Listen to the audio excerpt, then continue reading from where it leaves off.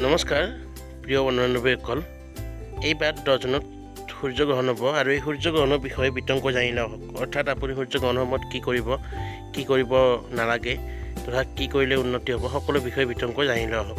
কিন্তু তাৰ আগতে জনাই থওঁ যে আমাৰ চেনেলটোৰ ভিডিঅ'বিলাক ভাল লাগিলে লাইক কমেণ্ট শ্বেয়াৰ কৰাৰ লগতে সদায় দৰে ভিডিঅ' বলা আমাৰ চেনেলটো ছাবস্ক্ৰাইব কৰি দিব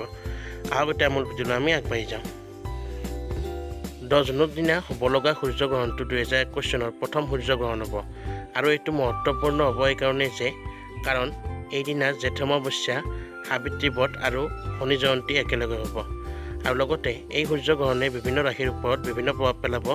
যাৰ ফলত এইটো বিশেষ মহত্বপূৰ্ণ সূৰ্যগ্ৰহণ হোৱা দেখা যাব ভাৰতীয় সময় অনুসৰি দুপৰীয়া 10 জুনৰ দিনা 1:42 বজাত সূৰ্যগ্ৰহণ আৰম্ভ হ'ব আৰু গধূলি 6:41 বজাত শেষ হ'ব এইবাৰৰ সূৰ্যগ্ৰহণটো কংকৰাকৃতি সূৰ্যগ্ৰহণ তথা বলয়াকাৰ সূৰ্যগ্ৰহণ হ'ব ইয়াক মুখ্যতঃ ৰুছ গ্ৰীণলেণ্ড ইউৰোপ মংগোলিয়া তথা কানাডাৰ উত্তৰ পূব ভাগ আৰু চীনৰ পশ্চিম ভাগত দেখা পোৱা যাব বন্ধুবান্ধৱীসকল সূৰ্যগ্ৰহণৰ প্ৰভাৱ পৰাৰ আগতে অৰ্থাৎ সূৰ্যগ্ৰহণ আৰম্ভ হোৱাৰ আগতে কিছুমান কাম কৰিলে শুভ ফল পোৱা যায় আহক এইবোৰৰ বিষয়ে বিতংকৈ জানি লওঁ সূৰ্যগ্ৰহণ আৰম্ভ হোৱাৰ আগতে ঘৰত গংগাজল আনি থ'ব বা পবিত্ৰ নদীৰ পানী আনি থ'লেও হ'ব কাৰণ ইয়াৰ দ্বাৰা ঘৰত নিগেটিভ এনাৰ্জি প্ৰৱেশ কৰিব নোৱাৰে আৰু ঘৰৰ নিগেটিভ এনাৰ্জি দূৰ হয় দ্বিতীয়তে আপুনি বনোৱা খাদ্যবস্তু তথা তৰকাৰী যিবিলাক বস্তু তাৰ ওপৰত আপুনি তুলসীৰ পাত থৈ দিব এনে কৰিলে গ্ৰহণৰ কুপ্ৰভাৱৰ পৰা আঁতৰি থাকিব পাৰিব আৰু তাত কোনো খাদ্যবস্তু আদি দূষিত নহয় এইবোৰৰ উপৰিও আপোনালোকে গাৰুৰ তলতো তুলসীৰ পাত থ'ব পাৰে তথা আপোনাৰ লোকৰ পানী আদি বা খাদ্যবস্তু সকলোতে তুলসীৰ পাত এটা কৰি লৈ থ'ব ইয়াৰ দ্বাৰা শুভ ফল লাভ হ'ব গ্ৰহণৰ সময়ত কেতিয়াও আগতে বনাই থোৱা খাদ্য বনাই উঠি খোৱা বা খাদ্য বনাব খোজা এইবিলাক কাম নকৰিব অৰ্থাৎ খাদ্য খোৱা খাদ্য বনোৱা এইবিলাক কাম মুঠেই নকৰিব ইয়াৰ দ্বাৰা আমাৰ শৰীৰত যথেষ্ট প্ৰভাৱ পৰা দেখা যায় আৰু এই প্ৰভাৱ শৰীৰৰ কাৰণে ভাল নহয় গ্ৰহণৰ সময়ছোৱাত মন্দিৰত প্ৰৱেশ নকৰিব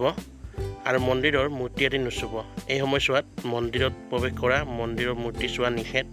লগতে পাৰিলে মন্দিৰটো পৰ্দা এখনেৰে ঢাকি দিব যদি সৰু মন্দিৰত ঢাকি দিব পাৰে নাইবা যদি ডাঙৰ মন্দিৰ থাকে তেনেহ'লে দৰ্জাখন বন্ধ কৰি থ'ব সূৰ্যগ্ৰহণ আৰম্ভ হোৱাৰ ঠিক আগতে ৰঙা ফুল পানীত মিহলি কৰি অৰ্থাৎ ৰঙা ফুল পানীত দি সেই জল অৰ্ঘ্য হিচাপে আগবঢ়াব সূৰ্য দেৱতাক যি মানুহে তামৰ লতাত এই উপায় কৰে